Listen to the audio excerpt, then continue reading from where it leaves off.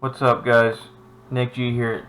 Today I'm doing a video on the symbol of the Unicursal Hexagram and of its uses in different pieces of media, and we're going to basically try to piece together some idea of what this symbol means. And keep in mind, I don't know all there is to know about this stuff, so if I don't say I'm going to do my best to give the information to you, but if I don't say something to you directly, it doesn't mean there aren't observations outside of the ones that I've made to be made. Like, you can still find stuff out about it that I haven't necessarily told you. And it's not that I'm holding out on you, just people make different connections, man. They have their own experiences and they have their own things that they've seen and that they know, so they can make different observations than me. So don't let me basically control the parameters for your thought. Anyways, I know a little bit about the hexagram symbol, and the hexagram and hexagon typically being a two-dimensional image of a three-dimensional cube. I kind of link hexagrams and hexagons with Saturnian/Saturn symbols. And we'll just start off this whole video reading about where this symbol comes from, and it comes from like Aleister Crowley and Thelema's spiritual philosophy, and I'll just read some of the initial information to you guys, and I'll try my best to think about what it means and explain it to you, and then we'll go on to its uses in pieces of media like television shows and whatnot. So we got the Unicursal Hexagram, one of the important symbols in Thelema, I think that's how it's pronounced, equivalent of the ancient Egyptian Ankh or the Rosicrucian Rosy Cross, but first derived in 1639 by Blaise Pascal's Hexagrammum Mysticum.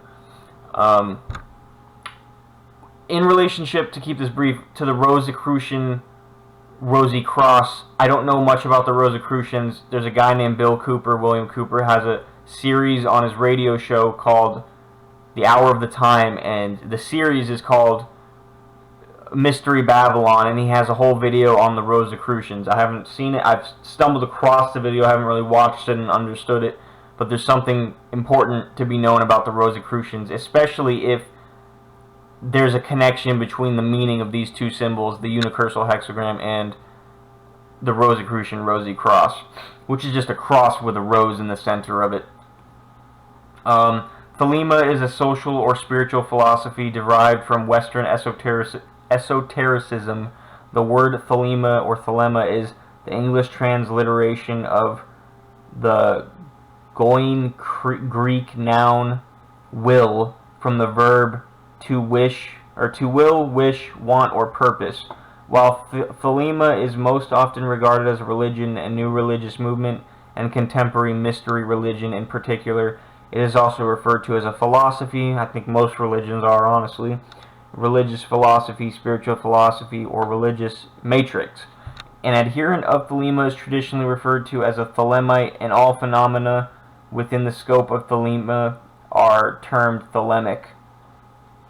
The fundamental axiom, tenet, or boilerplate underlying thelema, known as the law of thelema, is do what thou wilt shall be the whole of the law.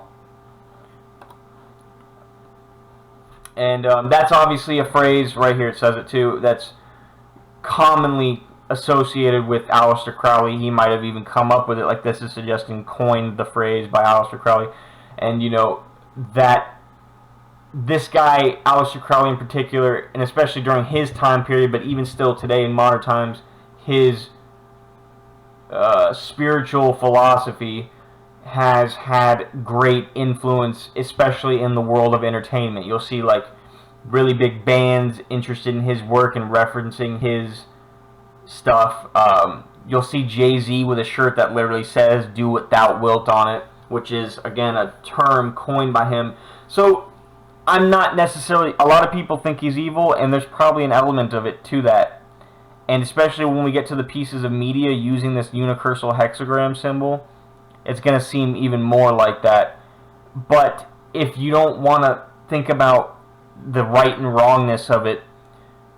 Just think about the mere fact that symbolism, religion, the occult has extreme significance in the realms of celebrity and fame and power, yet none of these guys openly talk about it in their interviews or to the public or in their songs or whatever. Like, it's not like, sure, they kind of flash this stuff in your face, but it's not like they're really open about it. It is kind of secret. It is kind of hidden, and I have to ask myself, okay, why are they doing that? And I think that's because they kind of want to keep some sort of sway over the audience. And part of that's probably our fault, because as an audience, we don't hold people to a higher standard, and they're just kind of giving us what they want. But ultimately, I think they kind of create what we want. They downloaded our values to begin with. It's just kind of a vicious cycle. Anyways,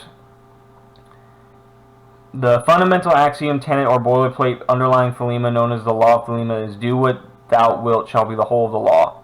The traditional corresponding phrase is love is the law, love under will. So love under will. If we're arranging like a hierarchy of value, of dominance with psychological attributes, it's saying, this is my understanding of it, it's saying love is under will. Like, your will is actually like the top of the hierarchy.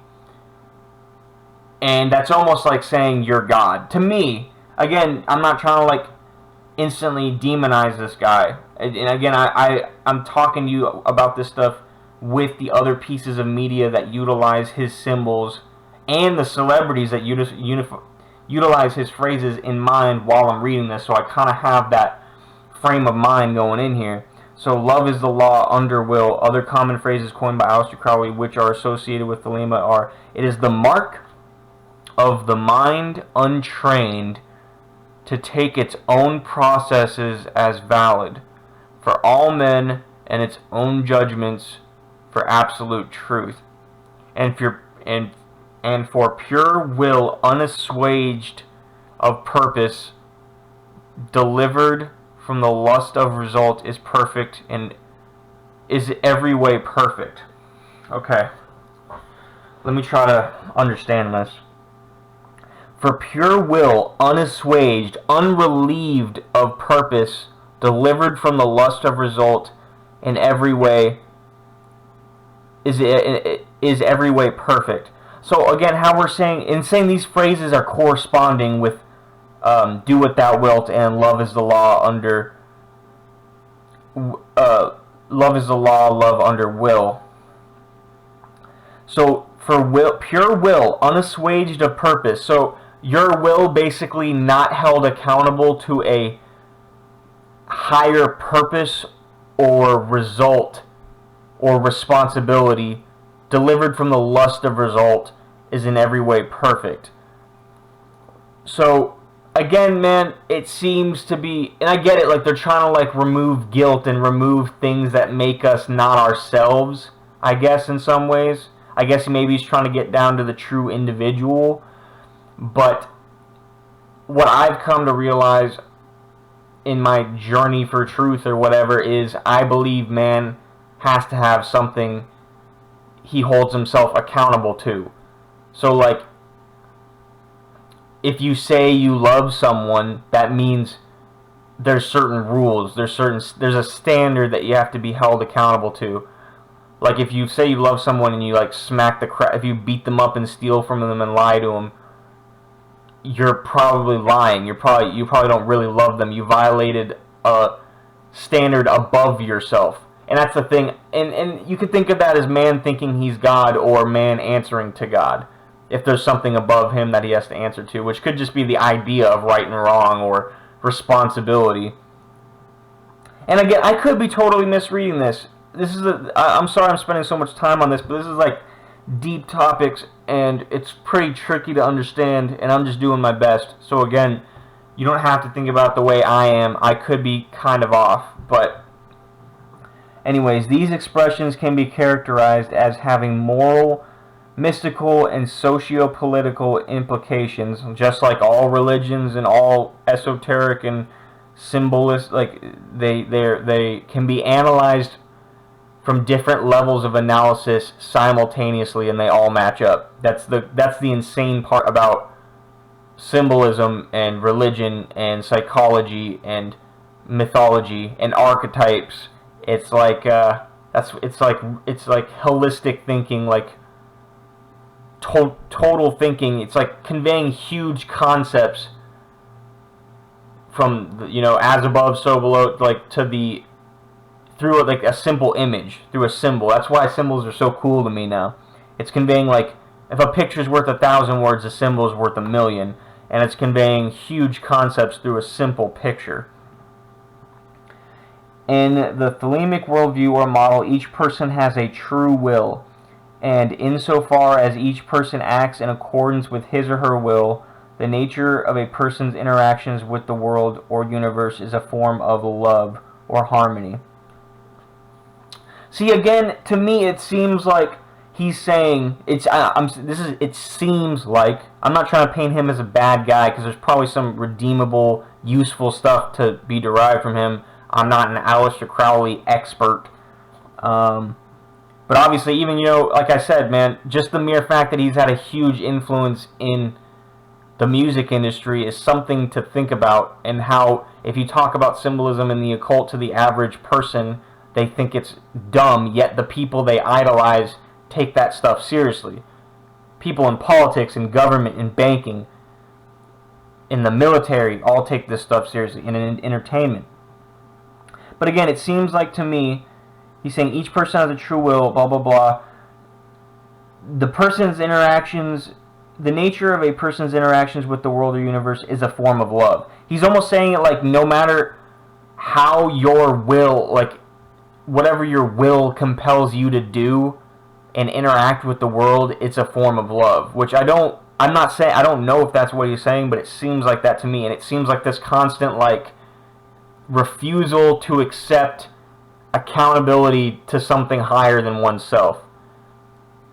And again, that seems kind of like in line with the whole Saturn thing, which I think this is closely tied to the Saturn stuff. Anyways, is a form of love or harmony. This is expressed further by a third metaphor. Every man and every woman is a star, which portrays the distinct nature of every individual as residing in a non-overlapping point of space and time. Collisions between different persons being infrequent if each is aware of and acting in accordance with their true purpose in life. Okay, so he's saying, again, it's the denial of this, like, transcendent responsibility, intrinsic responsibility built into life, this universal meaning. He's saying, I'm interpreting this as every individual as in a non-overlapping point of time and space, or space and time, being different persons being infrequent, or collisions between different persons being infrequent. So he's saying, like, if people are acting out their true will, the idea that they're going to overlap or come to this any kind of, like, common meaning or common understanding is unlikely, which is kind of weird that he would think something like that when the occult in and of itself is basically, like, mapping out this, like, common thread that we all have through basically symbolism. That's what mythology is to me. It's basically like a narrative that's mapping out, like, timeless, transcendent, universal meaning that exists in all of us and in reality in one shape, in one way or another. Again, I could be totally misinterpreting what this is saying, but to me, that's what I'm noticing about it, as far as, like, if it's sinister or not goes, is like the constant kind of avoiding the thing above oneself, holding yourself accountable to, like, oh, I got, like, the right thing to do, right? Anyways, and I get it, like, guilt is not a good thing to feel, and I'm not necessarily saying, like, oh, they won't accept their guilt. It's just, I think if man starts to think his will is the highest thing, then he thinks he can do whatever he wants. And when I see people develop that attitude, it's usually, in some ways, that ambition's admirable. It can be, but in other ways, man, it's destructive, and it won't allow people to say sorry or repent. Or the only way you could repent or say sorry is if you realized there's something above yourself that you have to hold yourself accountable to, right? You'd have to be able to say that you're wrong. Anyways, Thelema was derived from, or developed in the early 1900s by Aleister Crowley, an English writer, mystic, and ceremonial magician. He believed himself to be a prophet of a new age, the Eon of Horus, based on a spiritual experience that he and his wife, Rose Edith, had in Egypt in 1904. So, there we have, it's the best I could, and again, you don't have to take my definition for it. That'll be the longest part of this video, because that's talking about like just the raw information about the symbol. And now I'm going to get down to its uses in different pieces of media. And we'll save that one. Here's the first one. We'll just do it at random, really. This is an album by Mindless Self-Indulgence, right? And you just think about what I said in the beginning part of this video and see if it kind of matches up with this. In the Saturn stuff too, just the fact that it's in a coffin, it's a hexagram or a hexagon, that screams Saturn to me. How I learned to stop giving a shit and love mindless self-indulgence, which is obviously like a play on words because their name of their band is Mindless Self-Indulgence. But basically how I learned to stop caring about the idea of this like intrinsic universal responsibility, like the idea, like when Christ says like pick up your cross and carry it, like if you want to be a follower of his. Now this isn't me trying to convert you to Christianity, but obviously in the Christian school of thought it's more importance is placed on like denying the self and basically carrying the idea of what's right and to do what's right, even if it's like not what your will necessarily wants you to do, and at least in the short term. Anyways, I'm not trying to paint this all to be bad. I'm like I said, there's probably a lot of useful stuff to come out of Aleister Crowley's teachings. There's a reason a lot of people are so obsessed with him. We'll just put it like that. So how I learned to stop giving a shit and love mindless self-indulgence. And you have a coffin with the Unicursal Hexagram on it. So just that title in of itself kind of speaks. I mean, hey man, I guess maybe that's the proper way to live in the world, but it doesn't really seem to me how that's going to help us out or be long-lasting in the long term.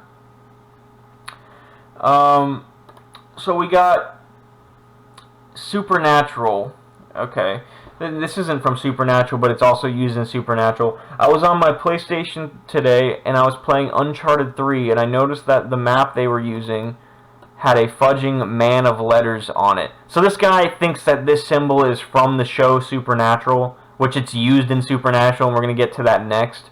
But he doesn't know of its like actual origin. He doesn't know it's a unicursal hexagram. But he's still weirded out that it's in the game, rightfully so. Why is it just offhandedly in the... I don't know anything about Uncharted and why it's being used right there. He's saying, what the hell, I'm freaking out. Someone please explain to me why the man of letters symbols is in Uncharted 3. And this guy says down here, his name's Mr. Demon, ironically enough, and he has, to me, what appears to be the 7-point Babylonian star as his little icon. I could be wrong about that, which is, I think, another Aleister Crowley symbol, to be honest with you. But he says the symbol is called the Aquarian star. It is a unicursal hexagram, right? It was used by Aleister Crowley in his abbey named Thelema. Basically, it's like a pentagram, but with 6 points instead of 5. So it's just, again, it's weird how it shows up in that video game. It's tucked away on the pause screen, right? Obviously, that guy thought it was from Supernatural, which is understandable because that's... I never watched the show, but it's popular. Okay, so this is what he was referencing, that dude in the comment. The Aquarian star. The Aquarian star is a symbol used to signify membership in the Men of Letters. It is a 6-pointed sign that has represented great power and represented the gates of Atlantis. Henry Winchester wears one as a tie pin and is also seen on the gravestones of those murdered by Abaddon. It marked the door to their secret meeting place and decorates the box holding the key to the bunker. Henry also uses it to identify a shop where he can get the ingredients for the spell to use with his blood spell. So there's just a lot of stuff like blood spell, Abaddon, we're going to get into that, which is Revelation 9:11, which there's that number in 9:11. There's so much stuff going on here, guys, and I don't know how to like organize it for you in a timely fashion, in a coherent fashion. I'll do my best, but the Aquarian star, the Men of Letters. So the Men of Letters is like, from what I understand, is like the secret cabal or Illuminati in the Supernatural show. I've never watched Supernatural, so forgive me if I'm off base, but they're like the hidden hand in the show Supernatural. They occupy that archetypal storyline slot. And the gates of Atlantis, right? There's, you know, you could look at that as a literal city or a metaphorical concept for like the utopian city, which is kind of like the goal of, I guess, the goal of everyone, good and bad. But like, yeah, the part of the New World Order is like the idea of creating a utopia, or at least that's like the excuse, the justification given for some of the actions. So it's also on the gravestones of those murdered by Abaddon. So again, just it's used by like the Illuminati in that show. So let's see, Abaddon. The Hebrew term Abaddon and its Greek equivalent Apollyon appear in the Bible as both a place of destruction and an angel of the abyss. So this symbol is appearing on the graves of the people murdered by this guy. In the Hebrew Bible, Abaddon is used with reference to the bottomless pit, often appearing alongside the place, meaning the realm of the dead. So again, we're going back to the Saturn stuff. The coffin on the frickin' Mindless Self-Indulgence record. Saturn, one way he can be conceptualized is the personification of time or death. And you're seeing this constant, the angel of the abyss, the meaning of alongside the place, the realm of the dead. So you're seeing this over and over and over again, and that's kind of why I'm starting to think this unicursal hexagram is a Saturn symbol. And if it's a Saturn symbol, don't get me wrong, it has its role to play and all that, but to base your religion off of that is almost like Satanism. I'm not trying to be like one of those guys that, you know, is too harsh on anything that's not Christian or whatever, but it starts to look that way to me when you start piecing all this stuff together. Okay, so, and they had a Revelation 9:11, which, there's so much stuff I need. I have a video called Apollyon 9:11. I've talked about this specific Bible verse, and Apollyon is a character in a video game called For Honor, and how she thinks and how she views people and stuff, and how she wants to create war. If you look at the 9/11, the September 11th terrorist attack World Trade Center memorial, it's an infinity pool, which is a pool with water pouring into it, and it never fills up. right? It's almost like a bottomless pit. And it's funny, Revelation 9/11, September 11th, and there's some sort of occult significance, like Kabbalistic significance to those numbers. I don't know enough about it to tell you. You can look into that on your own. It's not just a date.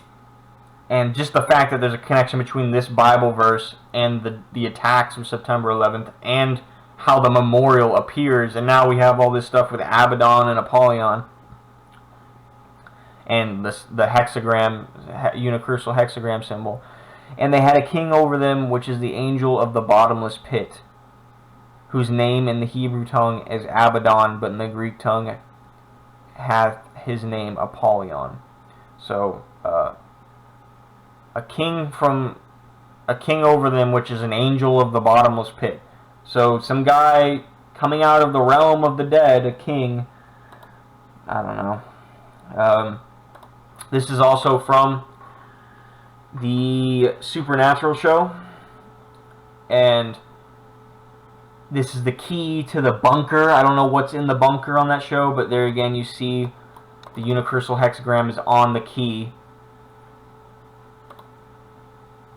Here's another very telling thing from the Supernatural show. This is the group that it was talking about on the Aquarian star slide, the Men of Letters. And I believe, I don't know a lot about Supernatural, I believe they're like the shadowy cabal of the Supernatural storyline. Perceptors, observers, beholders, chroniclers. And you have the unicursal hexagram inside a circle, inside a hexagon. Which, again, the hexagon, look at the North Pole of Saturn, there's a hexagon. There's constant cube symbolism, which a hexagon is a two-dimensional image of a three-dimensional cube, and the cube symbol is heavily tied to Saturn. I believe the hexagon / hexagram symbol is heavily tied to Saturn, and now you're seeing all this like coffin, realm of the dead stuff appearing alongside this guy, or this unicursal hexagram. It just seems like, to me, another way of saying the same thing. I could be wrong. But to me, that's how it seems, and I'm going to keep piling it on for you guys. I have a few more things to get through here, and this video is probably going to end up being quite long, because I don't know how to break stuff down fast enough. I just see too much at once. Anyways, and I probably ramble too much. Now we have just something I saw online, like how I was basically saying how I had suspicions of this being a Saturn symbol. You know, I was just looking around on the internet, I found this little necklace. So you got pentacles or pentagrams all along the side, and then you have the unicursal hexagram right here, and right at the top of the necklace you have I think it's the alchemical or the planetary symbol for Saturn. That's the symbol for Saturn in some occult tradition or school of thought or mysticism. I think it's alchemy or just planetary symbol. You know, that would be like lead. Yeah, that's Saturn. So you got the hexagram, and then Saturn, and then you got pentagram / pentacles. So again, you're seeing. I'm starting to really think it is a Saturn symbol. You know, this is from a video game. I don't remember the name of it. It's like, I don't know, Magic something. This is like fan art that someone drew of, you know, when you join the game, you pick like a faction. There's 3 different factions to pick from. And the Inferno faction, their symbol is that. It's the unicursal hexagram. And it's basically, the Inferno faction's like the faction of demons. So again, we're seeing this, like, it's almost too much for me to ignore how they're just piling on like the negative applications of this symbol. And, you know, tell me what you think that means. I don't know. The Inferno, demons of Sheolgoth, chaos, destruction, and corruption. So, and their national flag is the unicursal hexagram. What does that mean? I don't know. Okay, so to go along with these pictures, I have a video for each. So I have a video about Yu-Gi-Oh! which is probably going to take a while to get through. With this, which is obviously, again, the Unicursal Hexagram, and we're going to see how it's used in that show. It's called the Seal of Orichalcos. I believe that's how it's pronounced. Blah, blah, you don't really need to read the description. The soul of whichever duelist loses this duel is forfeit to the winner. So we'll get into the Yu-Gi-Oh! One more with the video, and this is a band called Bring Me the Horizon, and obviously on the flag behind the dude is the Unicursal Hexagram, and from what I understand, this band has almost adopted that as like the symbol for their band. Like at first it just started off with like a one-time use in the music video, but now it's like a symbol for the band. And we're gonna see right now, I'm about to play you a video of a concert of theirs, and we're gonna see how it's used, and I'll come back and talk after the clip is over. Welcome to freedom.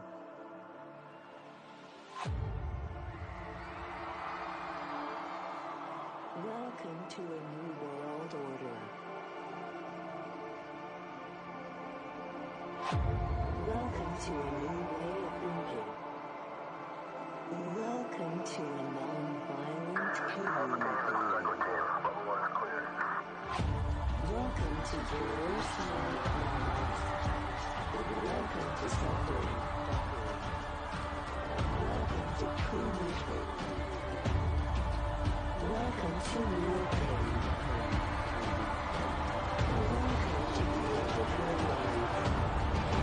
Welcome to Mantra. Okay, so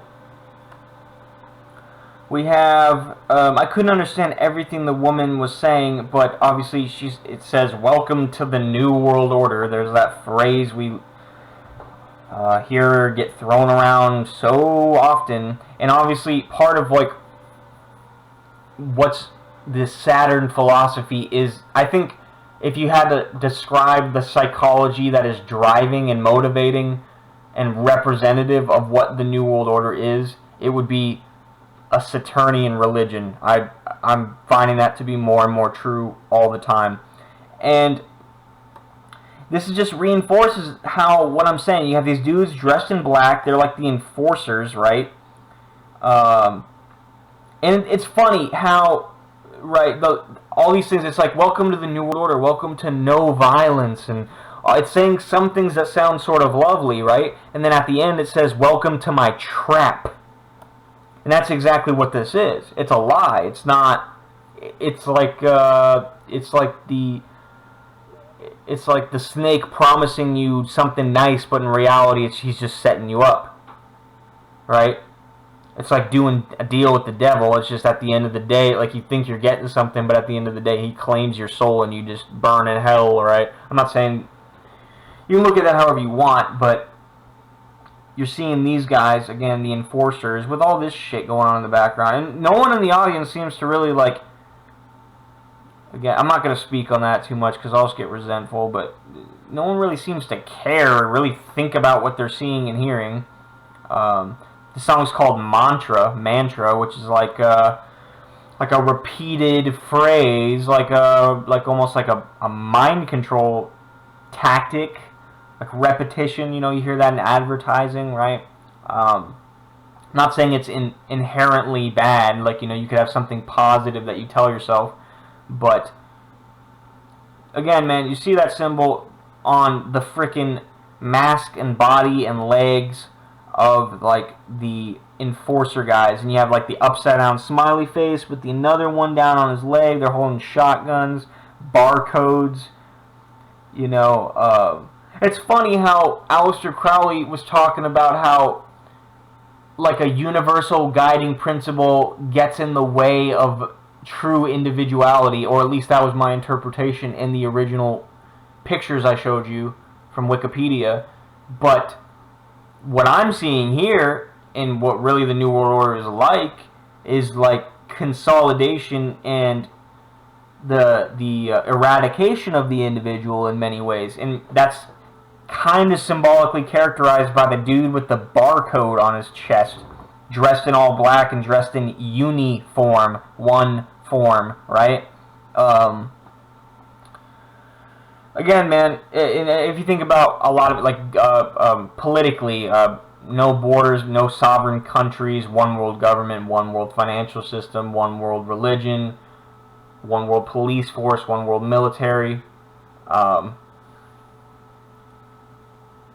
If you look at it, the principle of like destruction of the individual is true across all those different examples, politically, financially, belief system wise, you know, religion basically. And again, man, it's very strange. I'm starting to kind of fail to see how this is a positive example or a positive symbol. Maybe these guys are just subverting it and using it in a negative way, or maybe it really is the Saturn thing. I'm starting to really think it is. Okay. Let me open this real quick for you guys. And then I am sorry about that. Alright, finally. What we got up last, I'm not even going to play this because I'll probably get copyright strikes, and there is captions anyways, so we can kind of just read along and I'll read it to you. This is from that picture I showed you before we got into the Bring Me Horizon thing. I'm going to try to wrap this up because this could take a long time if I don't stay focused. This is the Seal of Orichalcos. The Seal of Orichalcos in Yu-Gi-Oh! Is the Unicursal Hexagram, and you're going to see it's on the forehead of people that are being mind controlled, kind of like the uniform, the eradication of the individual. I'm showing you in the other examples. They're all mind controlled and serving this guy, and this guy Raphael has overcome the darkness in his heart, right? And the Seal of Orichalcos, or the Unicursal Hexagram, gets removed from his forehead. So the Savior, the Redeemer, the hero, opens this guy's heart, and the mind control goes away. But this guy is going to say something to him that basically reminds him how screwed up and pain-filled the world is, and it basically causes the darkness in his heart to return. And he's basically saying no man can permanently overcome the darkness in his heart. It's only temporarily, and that's why this New World Order is basically justified. I hope that makes sense. He's saying we were wrong, this is meaningless. There is indeed darkness in the hearts of people, but that surely can be overcome. The humans now, they might be able to do it. Raphael, I never thought I would hear this from you. Lord Darts, as a matter of fact, I conquered the darkness in my heart because of the nameless Pharaoh. I beseech you, release them. So, again, it's hard to tell with this picture, but I promise you, that's the Seal of Orichalcos on their head. They're all lifeless husks. Kind of like those guys on the Bring Me the Horizon stage wearing the uniform with the shotguns, dressed in black. And the souls of Malon and Amaluda, okay, who cares? Raphael, do you really think you've been freed from the darkness of your heart? What do you mean? Hatred, sorrow, despair certainly can dispel the darkness of the heart. In that case, why are you still doing this? Why? That's because that is not the real side of man. Real side of man, right? The darkness in man will disappear, which is only temporary, like I was saying before. Take a look at this room. Those who were called the strong are showing us how hard they are trying to dispel the darkness from their hearts. So he's got this like collection of people who were historically, I don't know how long this guy's been alive in the show or whatever, like how long he's been collecting these people for, but he's basically gathered the souls of all these people who were called strong, basically the heroes, right? The people who were like above average, like the guys that you would think would be able to pull this overcoming of the darkness in the heart thing off more than anyone else, and seemingly they failed. And that basically gives the justification or the need to create this slavery is what it is. I mean, like this prison, they're all locked in squares, right? They're all locked in stone. But to say that, but sad to say, what they showed is that human willpower is only able to overcome the darkness temporarily. Humans are still weak. And if you see, I don't know if you guys saw it, around his neck is a medallion with the Unicursal Hexagram on it. So this has everything to do with what I've been talking about the rest of this video. I'm not just talking about it for no reason. And it's the symbol for this guy's solution to the darkness of the heart. It's the symbol for the mind control in the show. It's a symbol for the soul stealing. They still can't do it. No, you're wrong, Lord Darts. Deep in their hearts, their tenacity told me, my heart will never be taken by the dark side again. Raphael well said that this way it's worth it for Yugi to stake his life. This guy laughs. Let me tell you the truth about the darkness. The darkness is the heart, okay? The darkness in the heart is the thought of unfairness people have. It skips a couple lines since I'm fast forwarding like this by scrolling, so it might be kind of jumbled a little bit. You were thinking man is fair, isn't that so? Generally this is correct, but in actual fact, those who were born with good life and those born suffering, those who were born talented and those born loathed by others, this world is that unfair. So he's basically, again, he's giving like his side of the debate for why this new world order is necessary, and basically some of that stems from his point, is saying the realization that people have that things aren't fair, which is again kind of ties back to the trend you see with New World Order thinking to kind of like flatten out value structures and consolidate everything into one because things aren't fair, right? And what you really end up, I mean, I'll leave that up to you guys to think about philosophically, whether he's right or wrong. You know, I kind of know where I stand on that. And he has a point, so I'm not trying to undermine it too much. Like, you got to give the devil his due. He has a point. Things are unfair. People, this world is painful. There is a lot of suffering. So, I just don't think this guy has the right solution. That's all. That is why the darkness fills the heart of man. People cannot overcome this fact. This is the truth about this world. That's why I must save this world. I must change this world. This is a real hard thing that people... This is a thing that people have a hard time understanding in relationship to the villain, is that he's actually... And in relationship, like in the conspiracy world, to the... This is the thing that they have a hard time understanding about the New World Order, is that supposedly, which is kind of hard to believe sometimes when you look at their sabotage and their mockery and like what seems like hatred for the common man, calling us cattle by choice and consent, morons, the profane, the dead, all these names that they have for us. This statement starts to seem a little not true, but in some ways I do believe it. Like I said, that's why I must save this world. I must change this world. People think about like the Antichrist as a guy that brings destruction, and maybe that's part of it, but it's also like it's a guy that wants to save, but he just isn't doing it the right way, in my opinion. Another way you could think about this in a dumb way, if you like Star Wars, right? In Episode 3, Revenge of the Sith, when Anakin and Obi-Wan fight in the final fight scene of the movie, this is after Anakin chokes Padme. This is after he kills the children. This is after he's already Darth Vader. The song that plays when Obi-Wan and Anakin are fighting is called The Battle of the Heroes.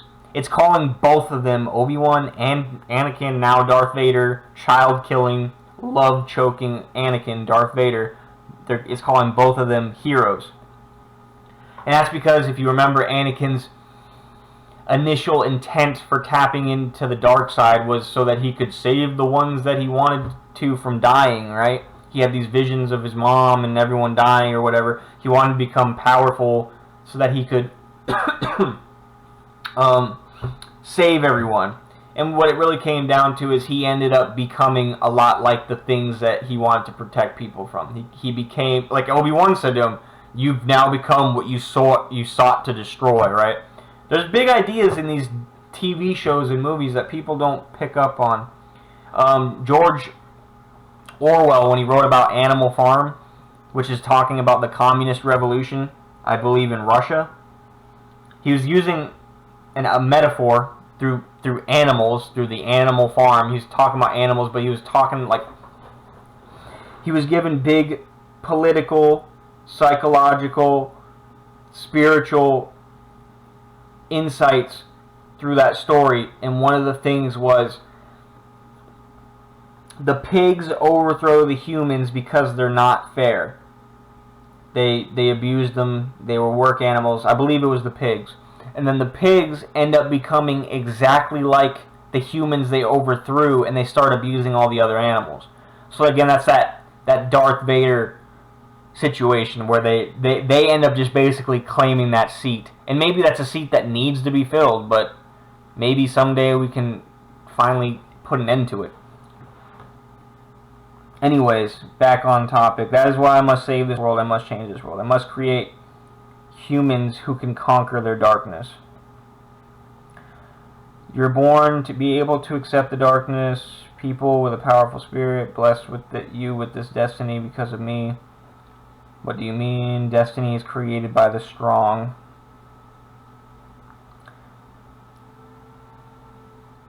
Okay, he's talking about this girl lost her brother, thereby causes the heart to be infected with darkness. So right here he's saying pain corrupted this person. Pain made this person's heart filled with darkness. And again, you see that in Star Wars, right?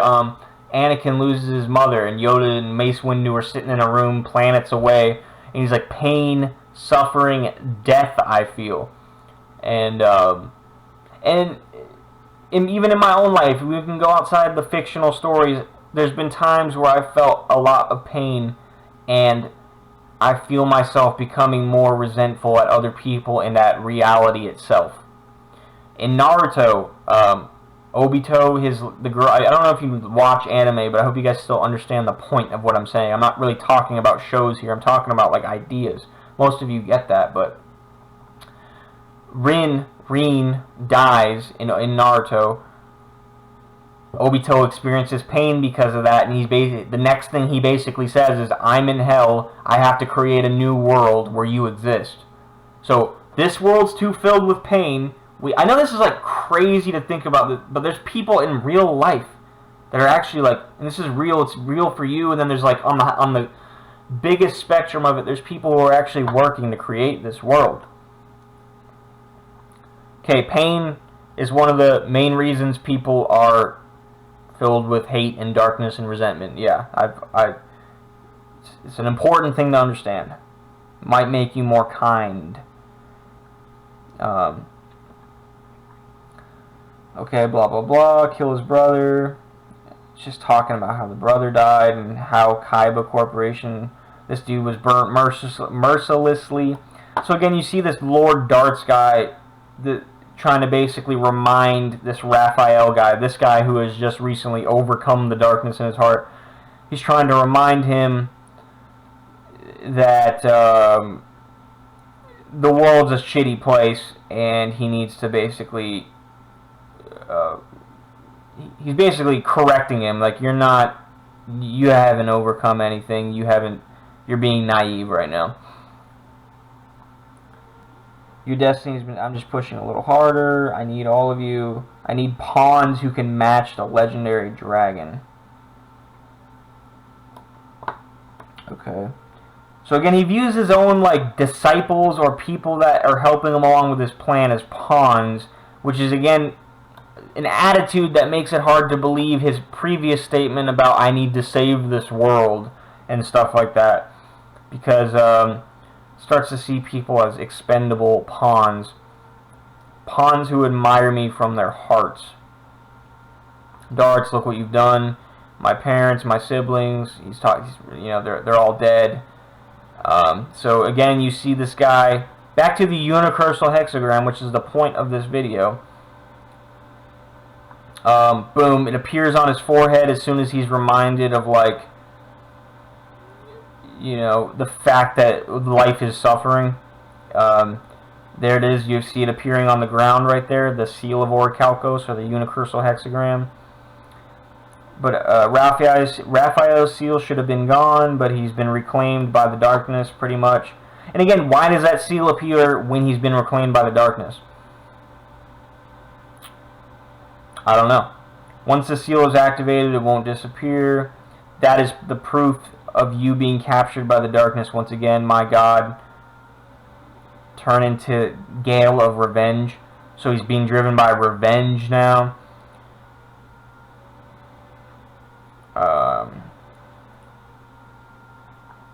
Unicursal Hexagram on the ground right there. Raphael, blah, blah, blah. You proved, Raphael, you proved that the darkness in man's heart won't vanish. Again, man, big topics coming from a dumb kids show and things like Star Wars, and this is all very real stuff. And see, this video's gone on for almost an hour now, so it's about time I wrap this up. Let me know what you guys think. I hope some of this was useful or entertaining or interesting at least. Yeah, let me know what you guys think. Thanks for watching.